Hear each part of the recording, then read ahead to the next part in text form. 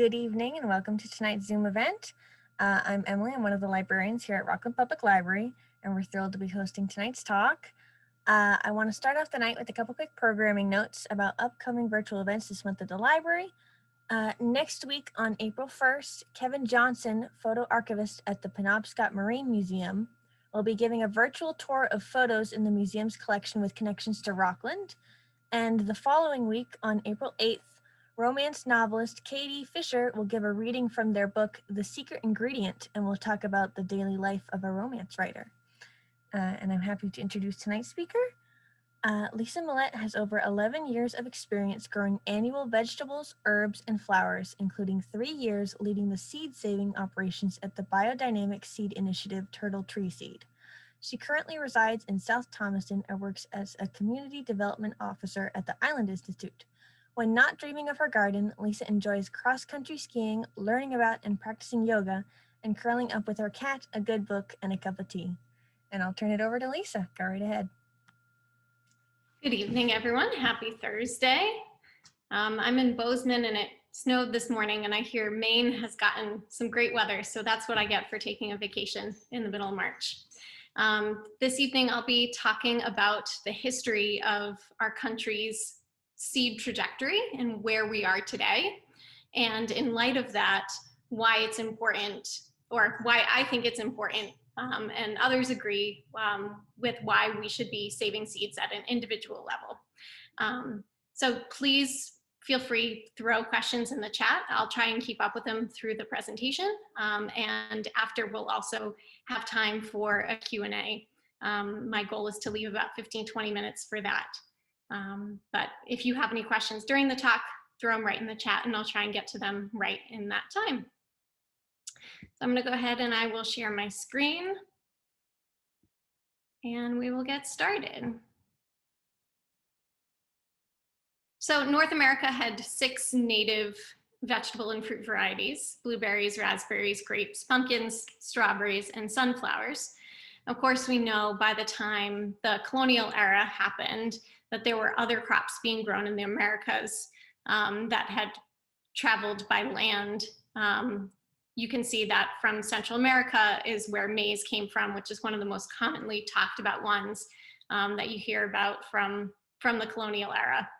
And then we had colonialism. We had the start of our country, so we had a lot of trade going back and forth, and we had a lot of different varieties, both fruits, grains, and vegetables, flowers, herbs coming into the country.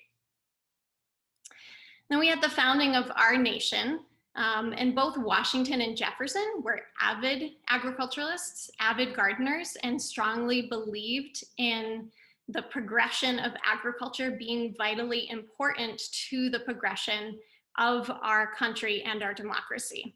Of course, we cannot talk about their contributions to the agriculture in the United States without recognizing how much of that labor and knowledge relied upon slaves in slavery.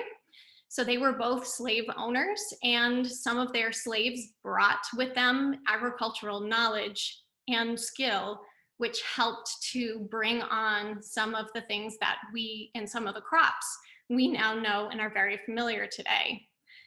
The picture on the right here is an aerial view of Monticello. So this is Jefferson's gardens.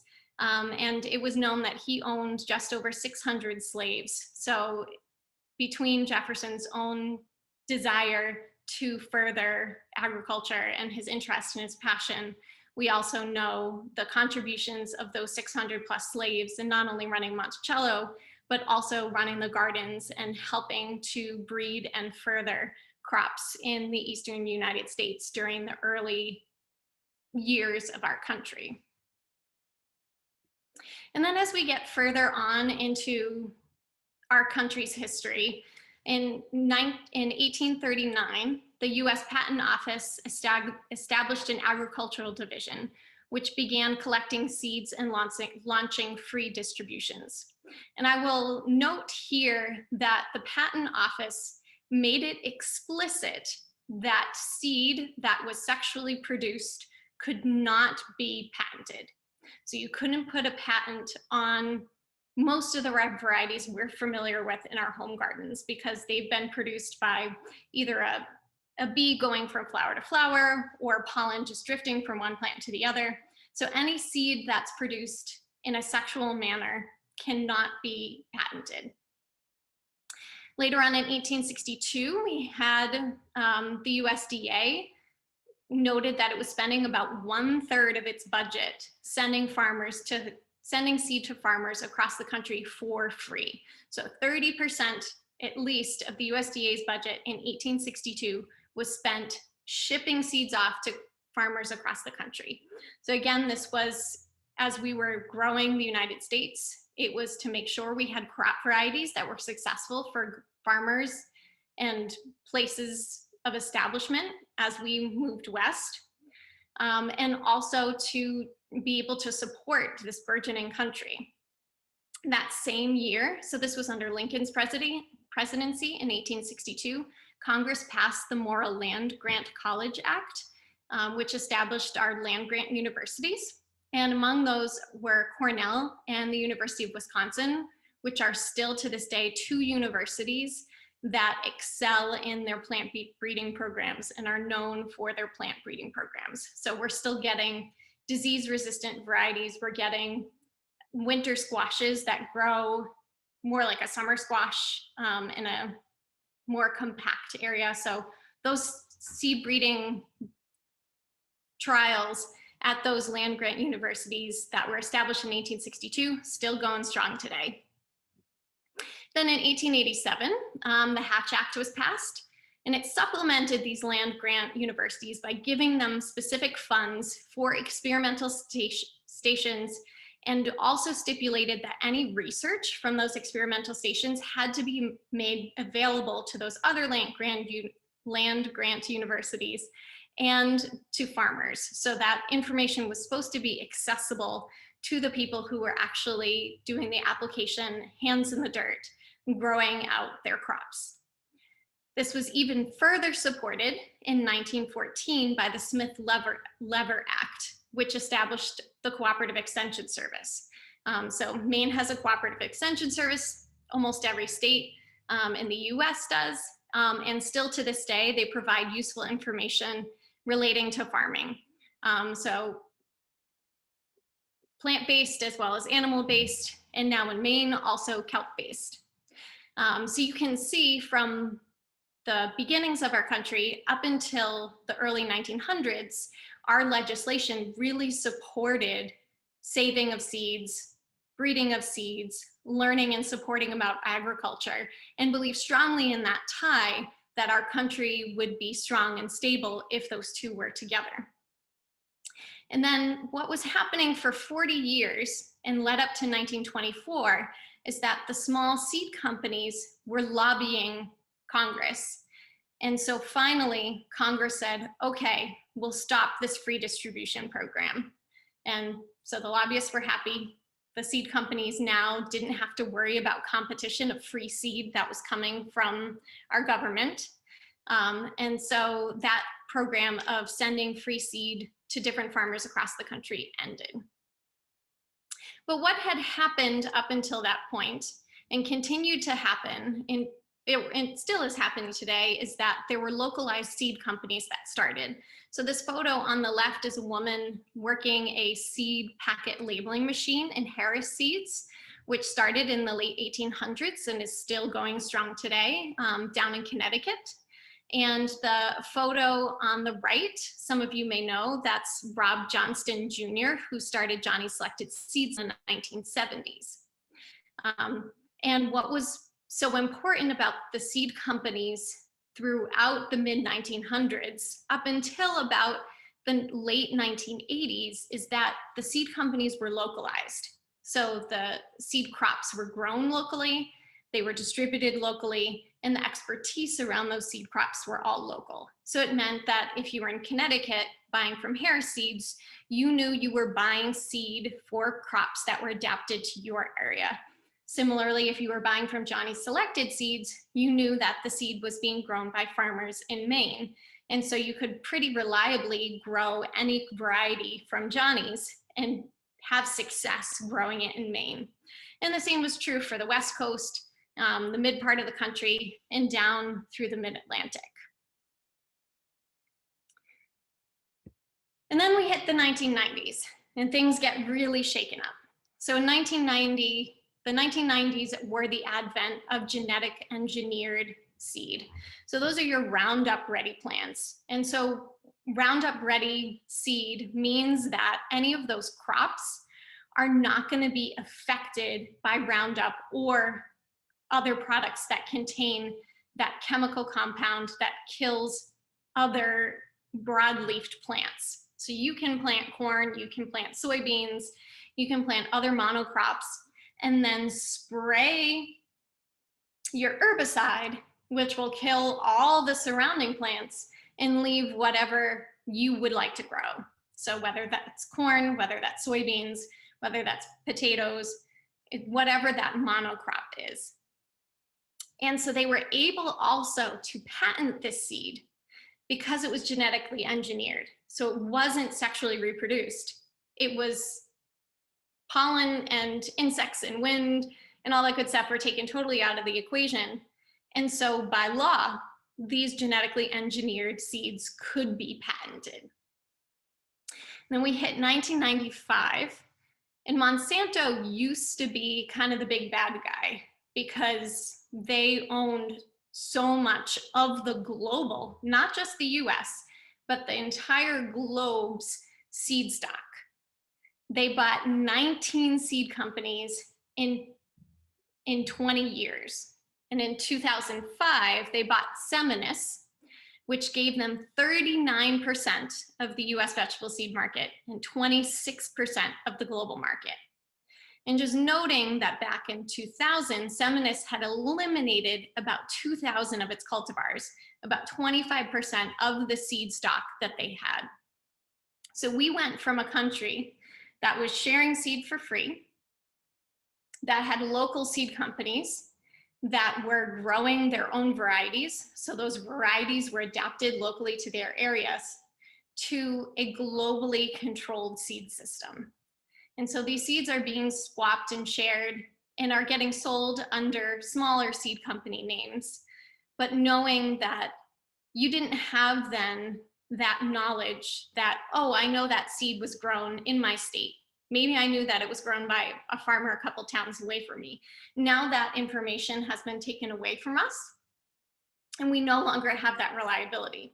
So every time you buy from any Monsanto-owned seed company, you're hitting restart on your garden. You may be growing seed that was grown in China. You may be growing seed that was grown in California. And very doubtfully it was grown from a farm in Maine, just because most of the farms in Maine are small and are selling to smaller seed companies. But there's not that reliability that the seed you're going to buy is adapted to your area. And in Maine, that's especially important because the climate here, being right on the Gulf, is very different than other places in the world. And then things get even scarier. In 2016, Bayer acquires Monsanto. So now Bayer owns about 78%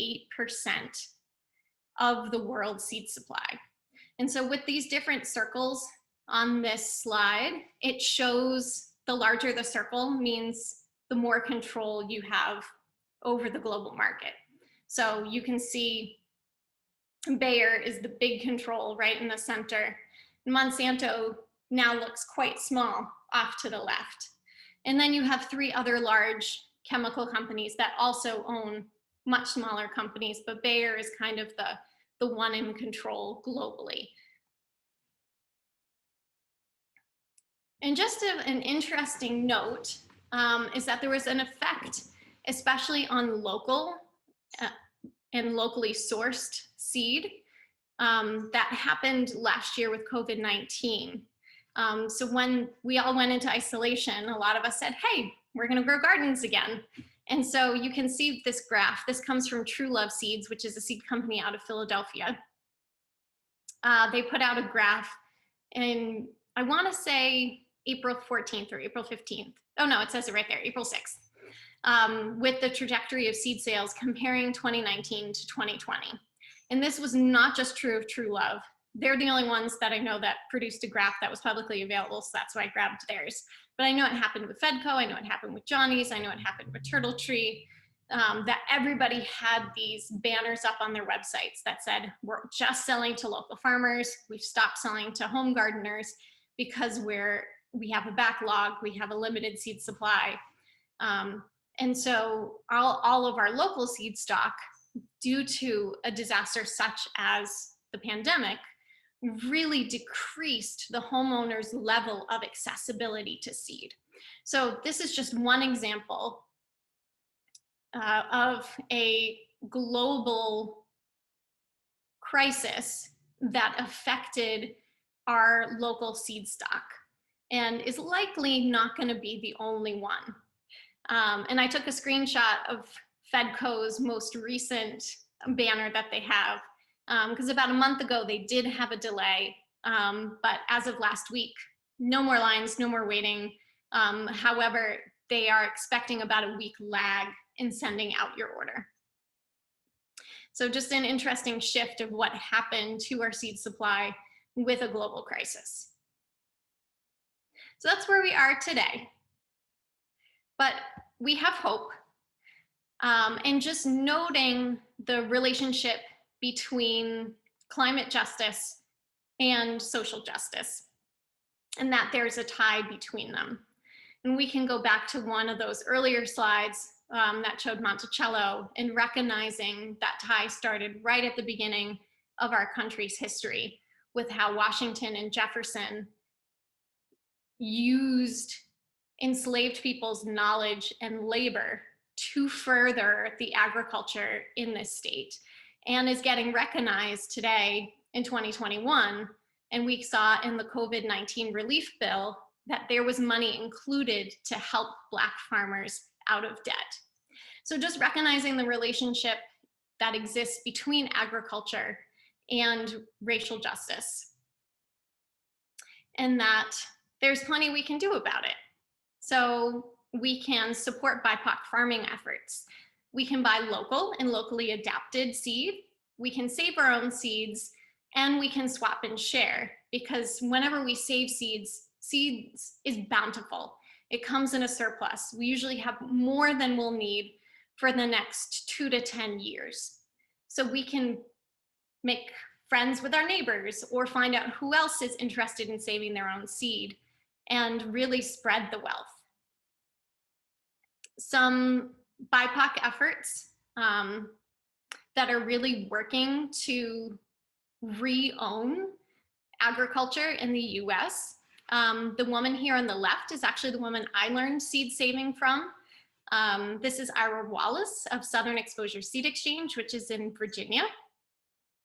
And she does a lot of heritage breeding with traditional Southern Black crops. So, well, other than helping Southern Exposure Seed Exchange be a fantastic seed company for the Mid-Atlantic region, she also has these side projects that are helping to further traditional Black Southern crops. And the collection here on the right is from True Love Seeds, which is outside of Philly in Pennsylvania. And they recently started an African diaspora collection. And so they're recognizing that through the art on their seed packages that you can see here.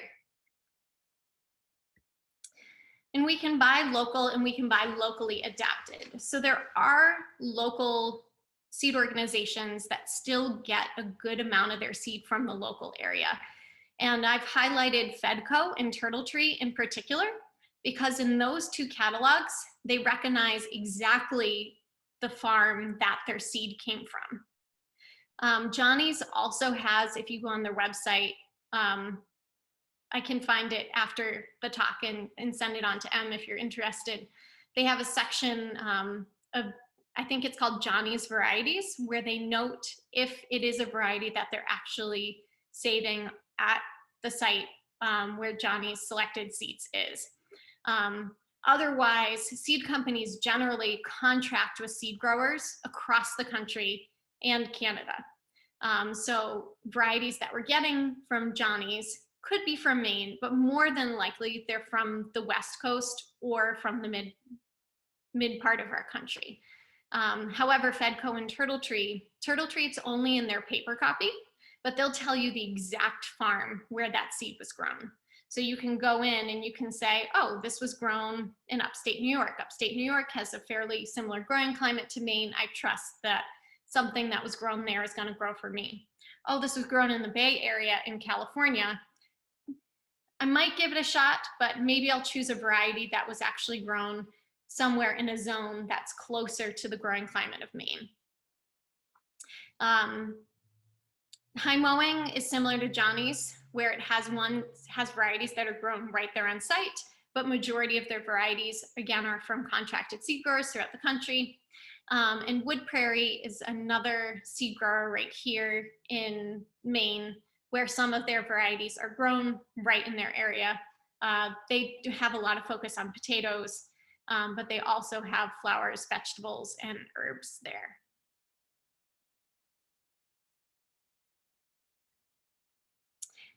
And in addition to buying from local, you can save your own. So I'm going to go through a very, very introductory seed saving lesson. There are some great resources that are for free online. There are great YouTube videos. So if this is something you want to learn more about, feel free to scour the internet and see what's out there. I also gave Em my email, and you are more than welcome to email me directly if you have seed saving questions. So no, I'm available for that if that's something you're interested in. And saving seed individually is important because as you save seed, and the more you save seed, you're saving seed that is adapted to our climate. So you're taking seed in year after year, or every 2 or 3 years, as seed is abundant. So maybe we don't need to save a single variety every single year, but maybe you're giving it out as Christmas gifts every single year, so you do save it every single year. But it's adapting to our locality and it's adapting to our climate.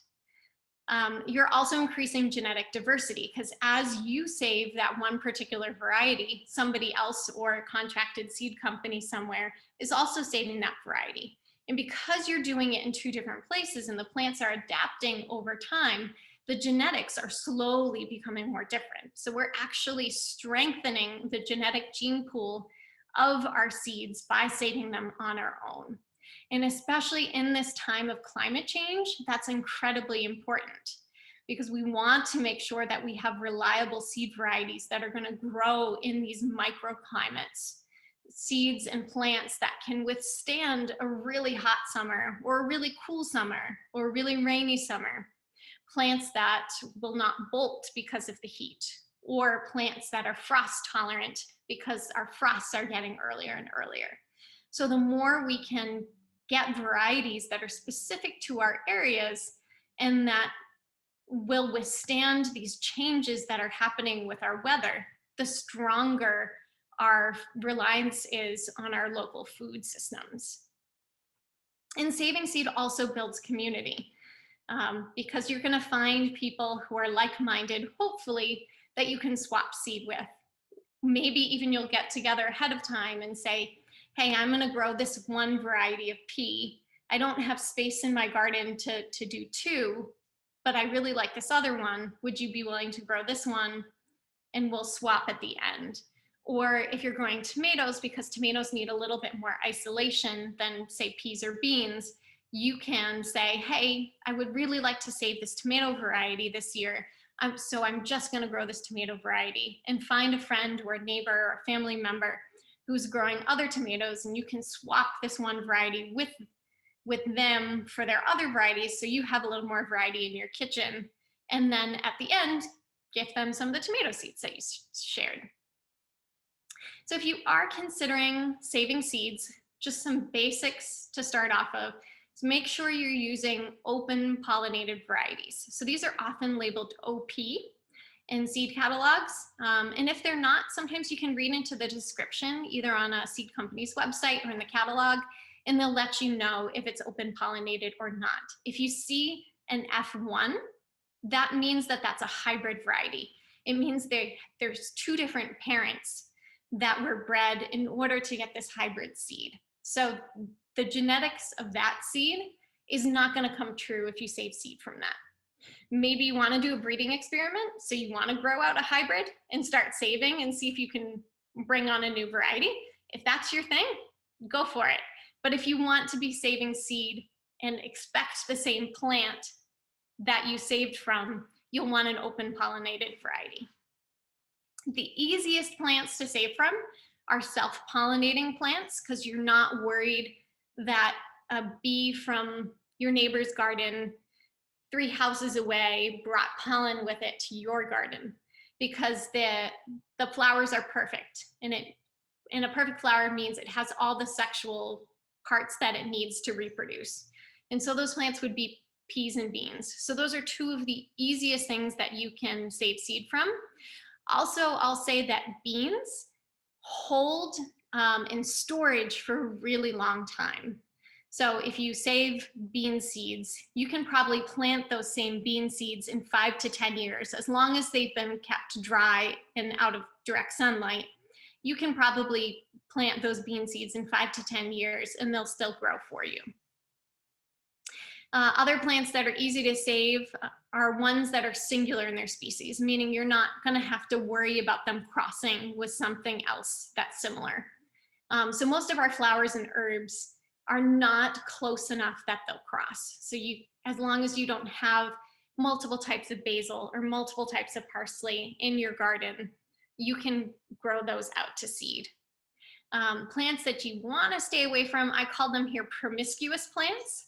And you'll know those by their large, showy flowers. So you can think about squash, how they have those big, bright orange yellow flowers. And oftentimes you can see bees and flies and things right in those flowers. So anything that's insect pollinated means that it can cross with however far that insect flies. So most insects will have a traveling distance of about 2,000 feet. So wanting to make sure that you're not worried about that insect going to your neighbor's house or the farm next door, because it can bring pollen with it. So staying with a species that's unlike other species, so chances are your neighbor's not growing the same thing, or you're not even growing something similar in your own garden, or something with a perfect flower like peas and beans. And then there are to get good genetics in your plants, you do want a healthy number of plants that you have. Since we're all home gardeners, you don't have to achieve this magic number. Just do the best you can. So peas and beans, chances are we're going to grow 10 to 20 plants anyway, and just making sure that you have at least 10 feet between anything in the same family. So if you're growing 2 types of peas, make sure you have at least 10 feet between those peas if you want to save them for seed. Same thing if you're growing a pole bean and a bush bean, just make sure they're far enough away from each other so that they're not going to cross. And 10 feet is plenty, so just put them on the other side of the garden from one another. Basil, parsley, and cilantro, which are annual herbs, need approximately 1,600 feet in between them and something of the like. So again, if you're going to do 2 different types of basil, maybe not save seed from that. But also if you have a physical structure in between, so maybe you have a pot of basil in your front yard, that's a lemon basil, and in your regular garden you have Genovese sweet basil. And if you have your house in between, that's probably a good barrier. So that's a disclaimer that I forgot to include in my physical slides. But if you have a physical barrier, that allows you to decrease the number of feet for that isolation distance. Tomatoes, it's less. It's a scale 10 to 40 because of the flower structure of tomato plants. So heirloom tomatoes actually have a different flower structure than more modern day tomatoes. And so heirloom tomatoes can have a smaller isolation distance than modern flowers. And it's just where the pistil is if the pistil is outside the petals, then chances are that pollen is more likely to go into other plants. But if the pistil is inside the petals, it has less a chance of traveling outside that flower. So that's why there's a scale there for tomatoes. And 10 to 20 plants is a healthy plant size to keep your genetics healthy for tomatoes.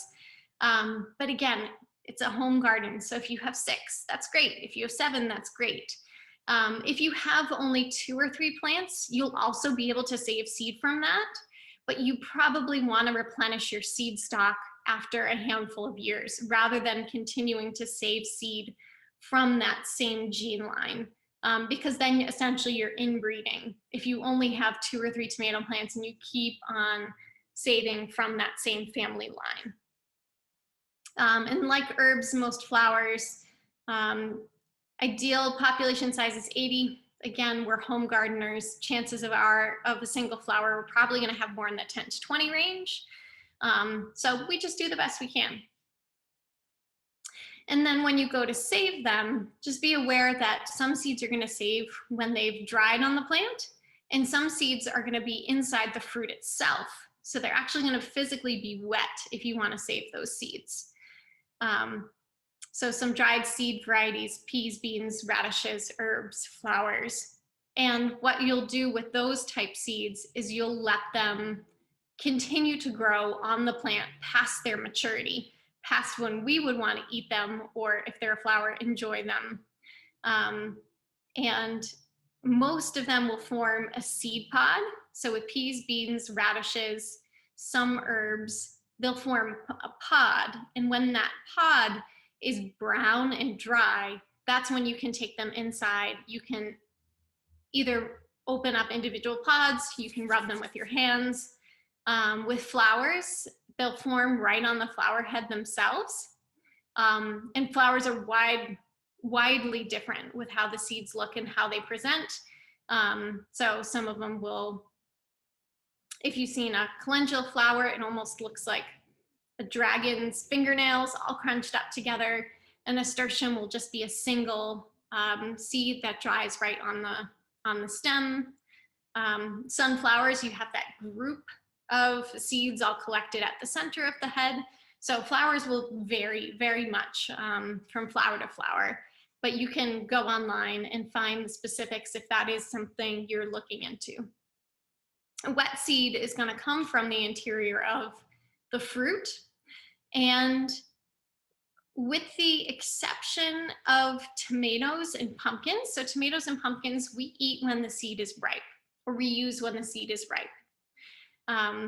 With peppers, unless it's its final color, so a green pepper is always going to turn another color, whether it's a darker green, red, orange, yellow, striped, purple, brown. Unless it's that other color, a green pepper seeds won't be ready. So you want to make sure a pepper has turned its color in order for its seeds to be fulfilled. With cucumbers and summer squash, you'll actually want to let those fruits go beyond when you want to eat them. And at that point, it's going to be probably repulsive and you're not going to want to eat it. They're going to be large. When you cut into it, it'll be smelly, but that's how you're guaranteed that the seed will be ready. And you'll just scoop them out. With tomatoes and cucumbers, a fermentation process is required to get that gooey coating on the outside of the seed. But again, if that's something you're into, Google it, go online. There's a great free resource from Organic Seed Alliance that will tell you all about that fermentation process. And so here are some ways that you can get the physical seed. So on the right-hand side, you have beans in the pod, which in the wintertime, when you're binging whatever Netflix series you're on at that time, you can just be popping open your seeds. Or on the left-hand side, this to me looks like a brassica. So it's either maybe a mustard green or kale. And so that would be something in the bag you could either gently step on or rub in between your hands, and then maybe put through a really small colander or sieve to get rid of the outer casing of that seed. But make sure to label your seed and date it, because that will also tell you when you harvested it, so you are aware of how viable it is into the future. Keep it in a dry, cool place that's out of direct sunlight. So that can be in a jar, it can be in a plastic bag, whatever's easy and accessible, but just make sure as soon as you harvest it, label it. So if I was still working at Turtle Tree, that bag in the upper left-hand corner, I would actually have a piece of paper with whatever that plant is. So we'll just call it a mustard green for now. It would say what type of mustard it was. It was have the date that it was harvested. And that piece of paper would go with those seeds every step that they went until they got to their final storage place. And so there are some great resources online. Seed Savers Exchange and Organic Seed Alliance would be the ones that I would go to first. The Organic Seed Alliance has a great free PDF that is all you'll want to know and more about starting seed on your own. Again, I'm available, so feel free to email me. There's also some great books out there. John Navazio, who's a great plant book breeder and who has been at Johnny's now. He was on the West Coast for a while, and I think he's been at Johnny's for about 5 years. He published a book about 7 or 8 years.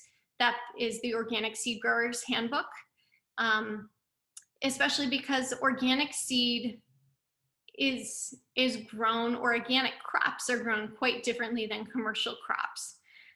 So they have less pesticides and herbicides, fungicides that they can use while growing. And thus we have to work harder as a grower, whether we're a small gardener or we're a production farm. So his was the first book on the market that catered specifically to the organic farmer, recognizing that the organic farmer doesn't have all the tools that the conventional farmer has.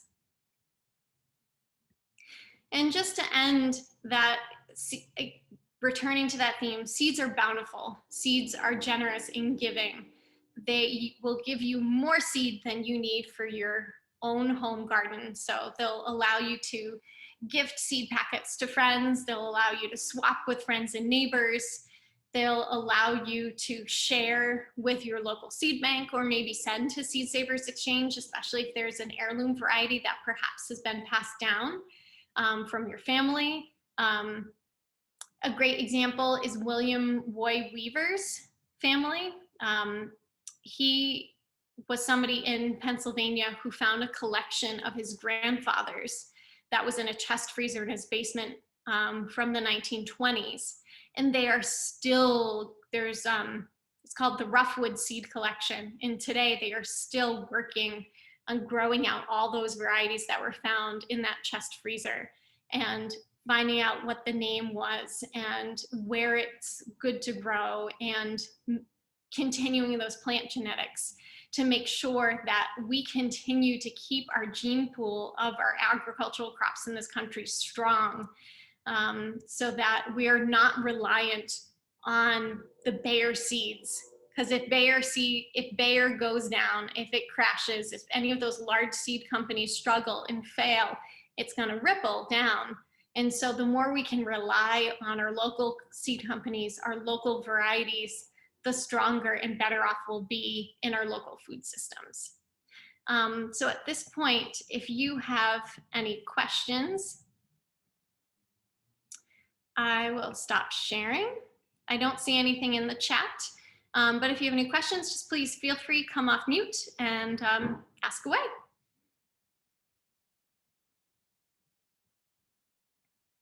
Hi. If you are just starting on saving seeds, what's the easiest vegetable to start with on saving? So that would be your peas and your beans, because of the perfect flower. So you don't have to worry about pollen coming from other plants and crossing. Is there a particular type that you would recommend? No.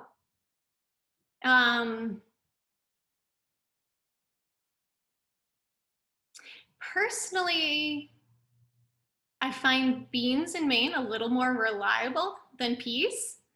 So I would say try a bean. Provider is a very hardy, reliable, long bred bush bean, green bean variety. So that would be a great one that you could start with. And it's carried by most of the local seed companies. And you don't have to save your entire, so say you grow 20 plants of provider green beans. Don't feel the need to just grow those out right to seed. Feel free, pick, green beans will continue to grow on the plant.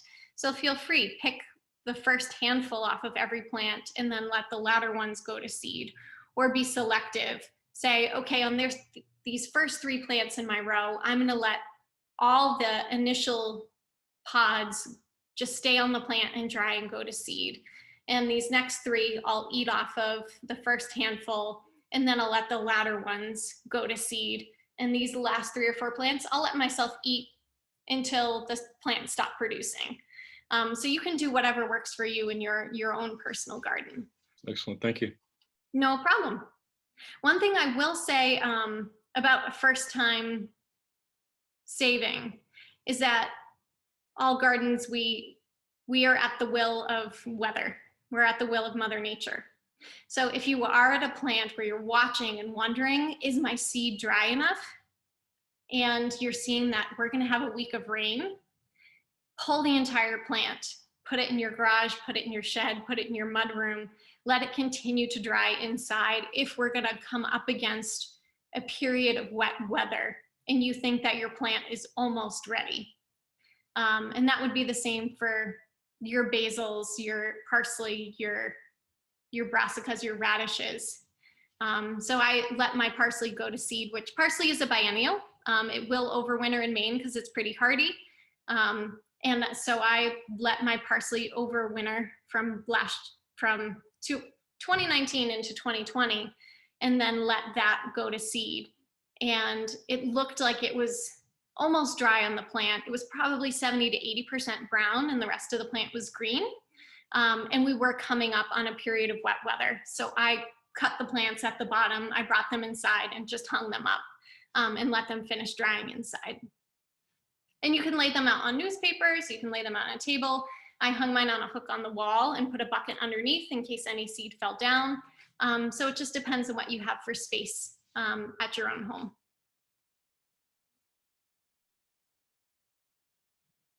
And I see some stuff in the chat.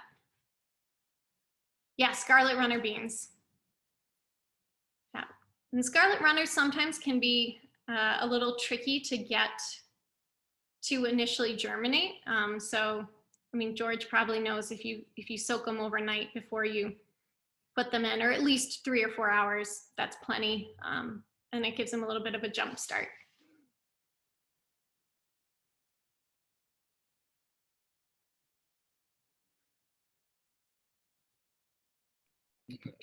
I've got another one.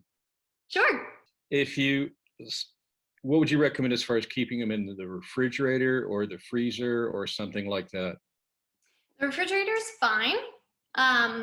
The freezer, yes, only if you're positive that you're going to use all the seed stock when you take them out of the freezer. Because what happens when seed goes in and out of extreme temperatures is that the actual cells will start to deteriorate. So if you save a bean variety and you have a ton of it, you could put a section in your freezer and say, this is the part I will pull off of 3 to 4 years, 5 years from now. My next year's planting I'll put in the refrigerator. And then each year after that initial refrigerator planting year, you just take what you need for that year and plant it out of the freezer, that's fine. But just being careful that you're not taking things out of the freezer and then putting them back in, because it's this temperature swings back and forth that will hurt the cell structure of the seed, because the seed is actually a living organism. It has the embryo inside the hard shell. So every time you go in and out, there's that chance that you're weakening the cell structure of that living plant inside. And it's also, it can get confused about, hey, when is it time to germinate and grow with the temperature swings? And when you take them out of the refrigerator, is any sort of time period you would wait before planting? Just like a day, or just let them come to warm room temperature? Yeah, just let them come to room temperature. Okay, there's not like within 2 days, or you're going to pass some expiration. Yeah, okay, thanks. And some seeds, which I think is in the Organic Seed Alliance, in their PDF, will germinate better by going through a freezing period, or what they call stratification, which means just scarring the outer shell. So there are some flower varieties. I'm trying to think if there's anything other than flowers, not thinking of it off the top of my head, that they'll actually germinate better if you throw them in the freezer 24 hours before you plant them, or if you gently rub them on sandpaper. Some really good seed packets will have that growing instruction right on the seed packet. Some you'll try to germinate them and have difficulties and say, hey, why didn't this work for me? And you can either go online and look into a seed growing guide or seed germination guide and say, hey, I'm having trouble germinating this particular variety of plant. Why isn't it working for me? And do some research as to why. Also, Johnny's has a call line, which is staffed by actual farmers. So you can also call Johnny's line and say, hey, I'm having trouble germinating this. This is the conditions it was stored under. This is how I germinated it. This was my grow mix. This is the temperature that it was when I put it in. I kept the moisture level of the soil at X. And every once in a while you'll get a fluke. So when I was working for Turtle Tree, we had 2 separate customers call and say that they had trouble germinating their seeds. They were different varieties. And the first caller happened to mention where they had bought their planting mix and said that they had bought it at Home Depot. And when we had a second caller also call and tell us that they had terrible germination rates, we said, hey, can you please tell us where you got your planting mix? And it happened to be the same variety, the same type of planting mix from Home Depot. And so unfortunately, whatever was in their planting mix that year, there was some sort of herbicide likely in it that caused poor germination rates for these 2 gardeners. So if you are going to call a helpline at a seed company, just make sure you're aware of temperature, moisture levels, the age of your seed, and where you got your seed from. Thank you. No problem.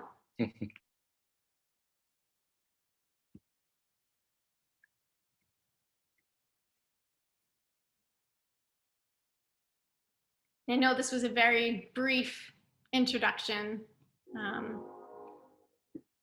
and I learn every year more about saving and about growing. Gardening is certainly an experiment. It's not a formula.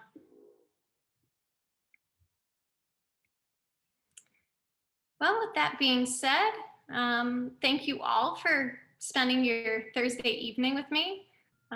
If you're having dinner, go enjoy it, or have a lovely night. And good luck on your gardens this year.